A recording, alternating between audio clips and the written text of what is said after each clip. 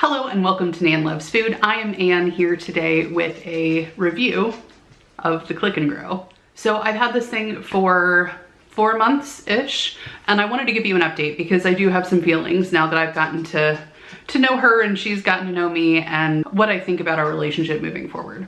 The short answer is I'm really happy with it. I think it was a really good purchase, and it just makes me thrilled to be able to, while I'm cooking, pop over and grab some dill or basil or whatever, having the fresh herbs on hand and not having to worry about putting them on a shopping list or kind of premeditating them in any way is just awesome. So that part is amazing. There are some things that I wouldn't do again, and I'll show you as we go through. So let's get close up here and I'll show you kind of where we are on the 3 racks. So the top rack is lettuce, and as you can see, this is in pretty rough shape. These all need to be turned over, which is fine. We've gotten several months of use and we've been doing the cut and come again on the lettuce. So basically we're just taking the outside leaves, and you can keep harvesting for a really long time if you harvest that way. You can see that this guy is starting to go to seed. A couple of them have started to do that, and if they start to do that and you want to keep them around, you can just cut this off and that's fine. But like I said, I'm gonna go ahead and get rid of these. This lettuce, you know, it's not my favorite. It's a little bitter. So we'll probably try something else on the next round, but I do have some more seed packets of this. So we'll probably go ahead and put that in. This is the endive. To be honest with you, it grew fine. It's a little mucky down at the bottom. Hey, look, you can see one of the problems. See my little gnat friend over there? I don't know if he's from the plants I've got started inside or from this guy, but he does like to, they do like to hang out here. So that's definitely one of the drawbacks. But it's not terrible. It's not a deal breaker for me. We never actually harvested any of this. It just kind of felt too small. Just never got around to it. So probably won't do that again. Didn't seem to be a good choice for this system based on how short it is compared to the other things we've got going. The kale actually works surprisingly well. Again, we were doing the cut and come again, so you can see along the stalk here where we have harvested the leaves off, and so we've just been picking them and eating them, which works great. I mean, that's perfectly good kale, and it's totally clean, which was one of the things that I liked best about this system, is that there's no splashback from the dirt, like if you're growing in the garden. I do think it's funny. Those are the roots. So they kind of came out of the pod and just kept going. So this might have been a little big. This was my idea to plant kale seeds in here.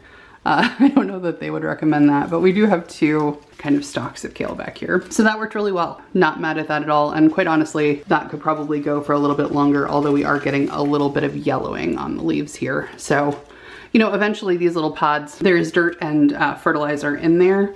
So eventually that little pod is gonna run out of fertilizer, and I think that's what's happened. And that's why we're getting some of the yellowing, and these are just getting old. So, although this little guy does seem to like, it's almost heading. Isn't that cute? It's like firm. All right, moving on down to the herb rack.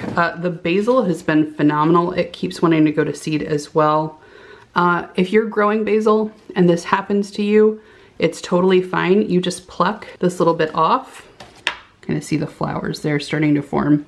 So just get rid of that. Once they go to flower or to seed, they taste yucky. So definitely get rid of those as you're going.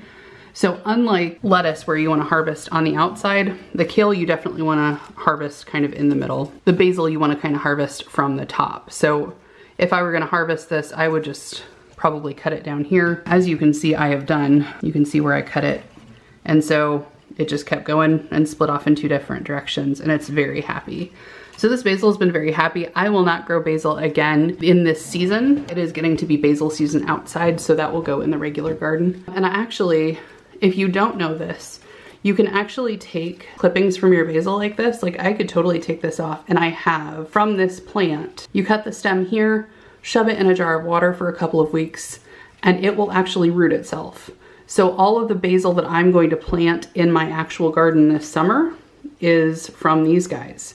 I propagated it, and you really don't have to do anything special. You just let it get roots and then you shove it in the dirt. And I actually have propagated enough for myself and my mom and my sister. So we're all gonna have plenty of basil and it's just from these plants here. So I have 3 basil plants. That has been plenty for our needs. Certainly this summer we'll grow a ton in the garden and make a bunch of fresh pesto and freeze it. But for just throwing into pastas or pizza or whatever we were doing, having it fresh here, 3 plants is more than enough. So I had intended to plant curly parsley and flat leaf parsley, and what I got was 2 curly parsley plants. So I don't know if that was the seed that I got or what, but we've had plenty of parsley to harvest, and that works beautifully in here. That is something I will probably continue to grow even through the summer on this, just because it's so dang convenient. And parsley sits kind of low to the ground when it's outside, and so it gets pretty dirty. So I'll probably have 1 or 2 plants in here for the summer. The thyme is going bananas back here. I don't know if you can see, but like this thyme is going all the way back. It's huge. It's a huge bush. It's absolutely enormous. It smells amazing, and it is very, very happy. I would say thyme is flourishing in this situation. Dill was one of the seeds that I chose to plant, and it's worked pretty darn well. This too is trying to flower and go to seed, so we'll probably just go ahead and start some fresh.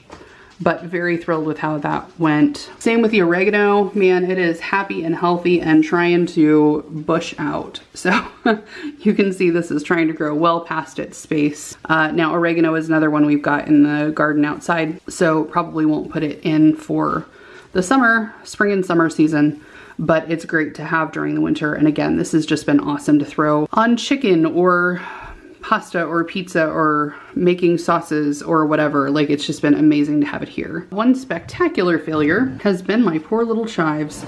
They are hanging down and sad. They just kind of never made it, unfortunately. If you can see in there, this got a little moldy. So I don't know if that is the reason that it didn't quite work, but this was a no-go, and that makes me really sad. I absolutely love chives. To me, they're kind of the all-purpose herb. You can use them on just about anything. And so not having this work out was very sad. I'll probably try it again and see if we can make that happen. So down to the final row of the Click and Grow, we have our cute little tomatoes. Aren't those just the most precious thing you've ever seen? They are bright red. They are very happy. The tomatoes themselves are.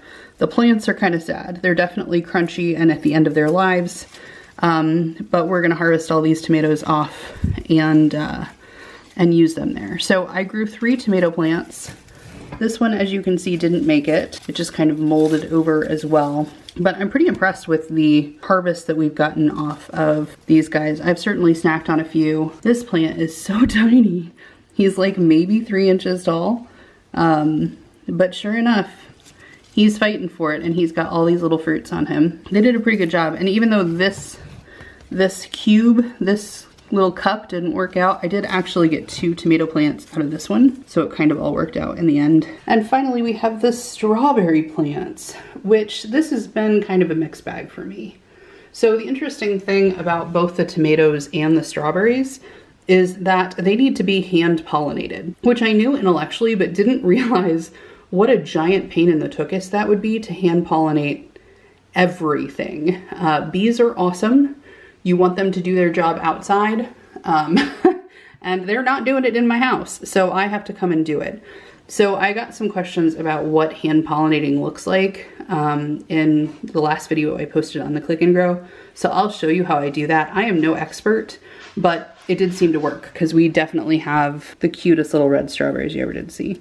You see how tiny those are? They've all been about this size. So you see this tiny little strawberry? Isn't it so cute? I mean, it is minuscule. So small, but they are super duper flavorful.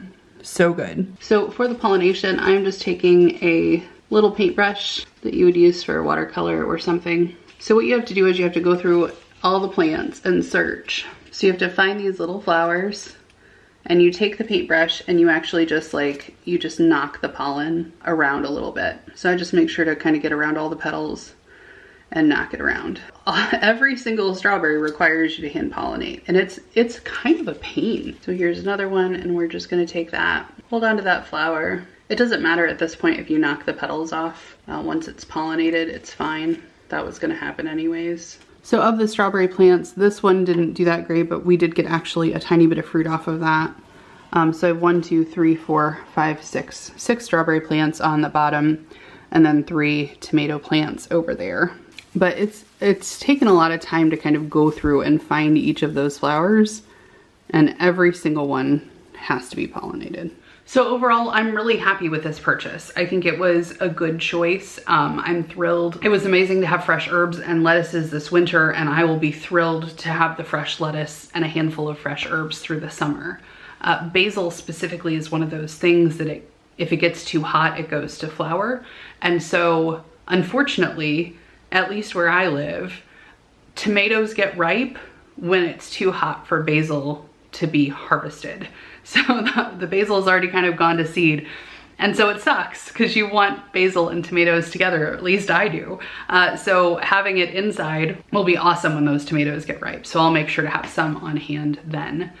So overall review, I would definitely buy this again. I will leave a link down in the description. This is not sponsored by them, but it does help the channel out if you use my link to purchase. Overall, great decision. I personally will probably never do tomatoes or strawberries again. It took about 4 months from seed to get to a harvestable place on the tomatoes and the strawberries.